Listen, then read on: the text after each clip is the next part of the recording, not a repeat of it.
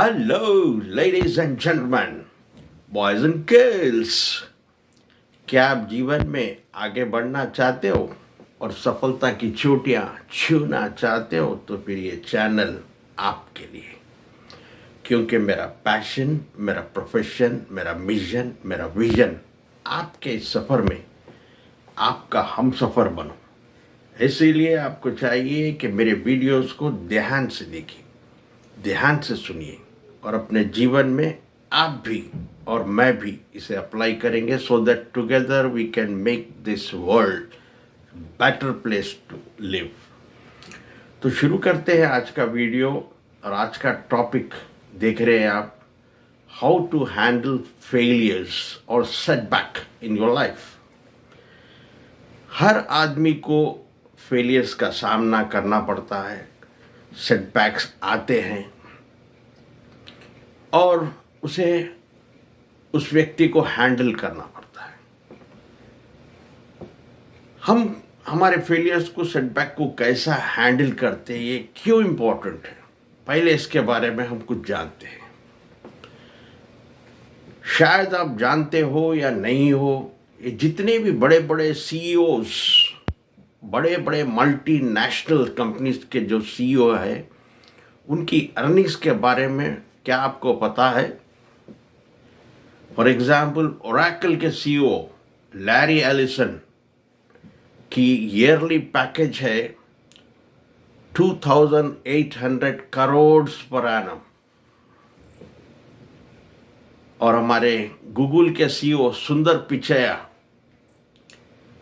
उनका पैकेज है last year का जो देखे 1285 करोड़ पर एनम। यानी अगर हम पर डे पे देखें तो पर डे सुंदर पिचाई इज अर्निंग 3.5 करोड़।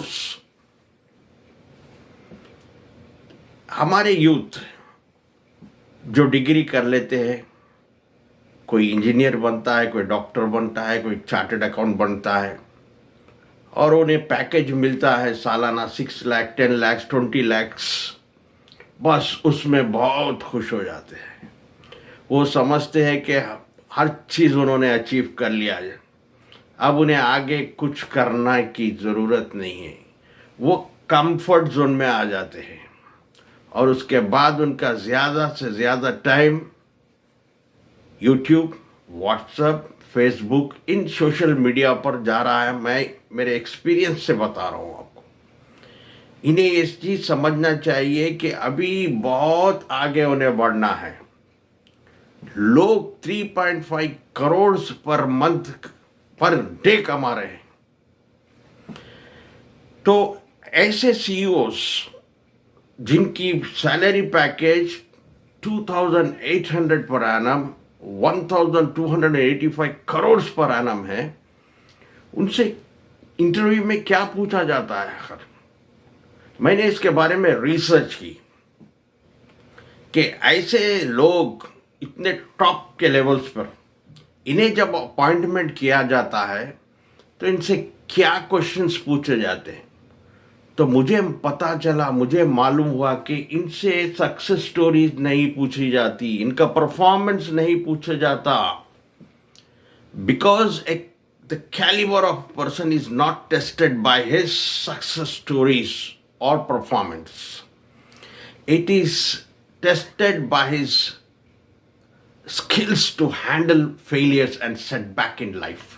वो अपने failures, वो अपने setback को कैसा डील किया, वो क्वेश्चन पूछा जाता है इनसे इंटरव्यू में।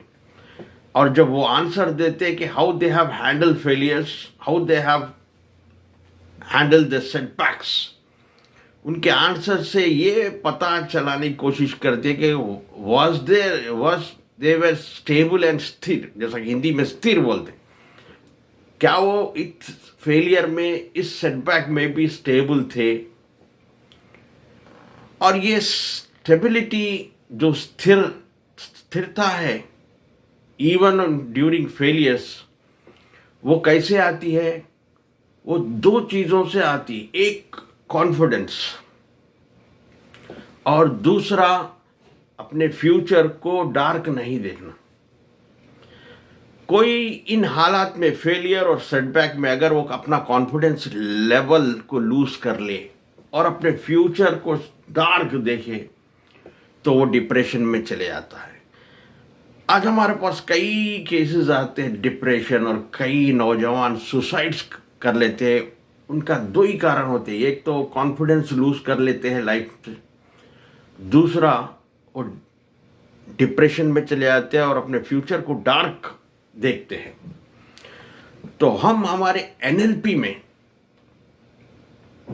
ऐसे लोगों की माइंड की प्रोग्राम करके उनके पीआईआर्स को चेंज करते हैं।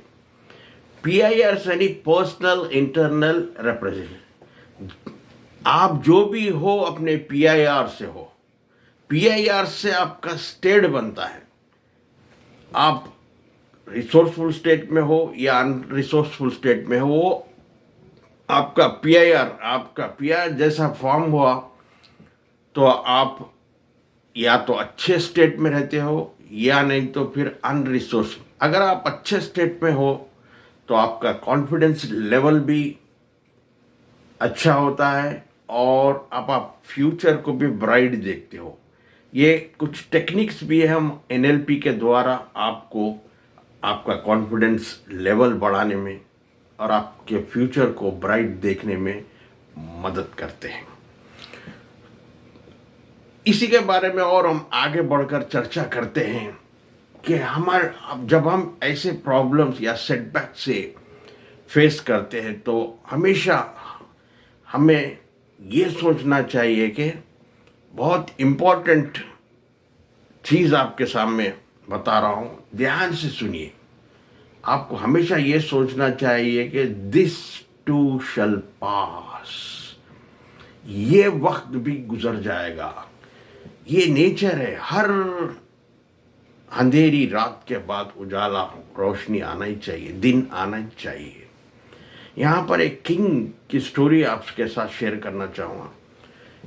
एक किंग का एक बहुत बड़े बाबा से बहुत अच्छा रिलेशन रहता। वो कई बार उस बाबा को गिफ्ट देता है, जिससे बाबा भी बहुत किंग से अट्रैक्ट होते हैं। एक बार वो बाबा जो है किंग के दरबार को जाते हैं और एक रिंग, अच्छी बड़ी सी रिंग किंग को देते हैं और कहते हैं हमेशा ये पहन कर रखो। इसके अंदर एक पेपर है, इस रिंग के अंदर जब भी आपको ऐसा लगा कि हर चीज़ ख़त्म हो गई, अब कुछ बाकी नहीं रहा, उस टाइम पर आप उस रिंग को खोल कर उस पेपर में क्या है उस मैसेज को पढ़ना। उसके बाद कुछ दिन गुजरते हैं, एक दूसरे राजा से इस राजा की जंग हो जाती है। वॉर फील्ड में रहते हैं। अब ये राजा के सिपाही पूरे हारना, बैटल लूज करने वाले रहते हैं। वो राजा को एक गार में छुपा देते हो और कहते हैं कि तुम यहाँ छुप के रहो, क्योंकि हमारी जो है हमारे आर्मी जो है हार रहे हैं। तो तब ये सिपाही सोल्जर्स छोड़कर चले जाते हैं, अकेले राजा अंदर गार में रहता है। जब रिंग देखता है याद आता है, तो रिंग में खोल कर पढ़ता है पेपर, मैसेज क्या रहता है, ये वक्त भी गुजर जाएगा, दिस टू शैल पास।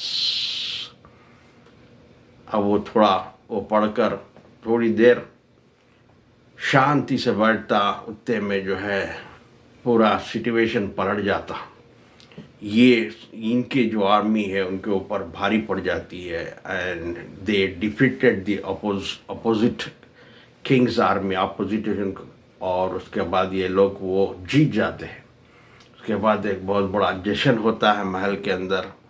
कई जगहों से दूसरे राजा महाराजा बड़े लोग आते हैं, कई गिफ्ट्स वगैरह राजा को देते हैं।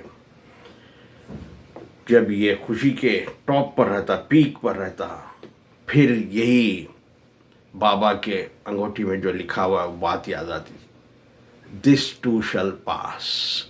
ये खुशी भी नहीं रहेगी। तो ठीक इसी तरह न दिन रहता है न रात, हर दिन के बाद रात आती है और हर रात के बाद सवेरा होता है।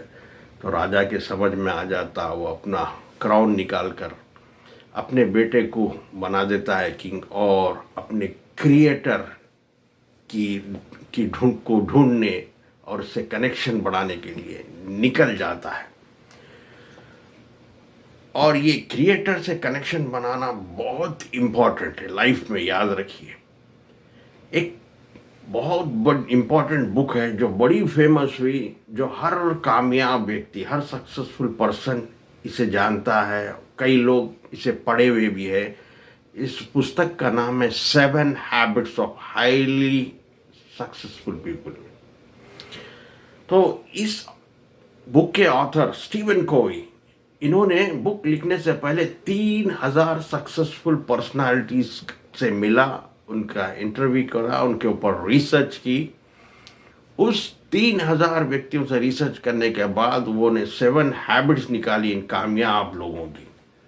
उसके अंदर एक चीज बताई गई है कि इन तमाम 3000 लोग जो सक्सेसफुल थे, उनका क्रिएटर के साथ बड़ा ही अच्छा कनेक्शन था। वो रोजाना क्रिएटर से कनेक्ट होते थे, क्रिएटर को याद करते थे। इसीलिए याद रखिए, 50,000 रिसर्चर्स आए इसके ऊपर, रिसर्च पेपर्स आए, साइंटिफिकली प्रूव किया गया जो कोई भी व्यक्ति क्रिएटर से अपना कनेक्शन बनाए रखता है वो फिजिकली, मेंटली, इमोशनली फिट होता है। तो हमें हमेशा जो है क्रिएटर से कनेक्शन बनाए रखना चाहिए। Sometimes what happen when things do not happen the way we want, हम जैसा चाहते हैं वैसा नहीं होते। हम कुछ चाहते हैं वो बिल्कुल अलग होता है। तो यहाँ पर एक बात याद रखिए, जब कभी आप जो चाहे वो होता है तो उसमें खुश होइए और थैंक्स करिए क्रिएटर का। अगर आप जो चाह रहे वो नहीं हो के कुछ डिफरेंट होता है, कुछ अलग होता है, कुछ ऑपोजिट होता है, तो at that time you should be patient. If things happen according to your wish, thanks the creator. If things do not happen according to your, then be patient.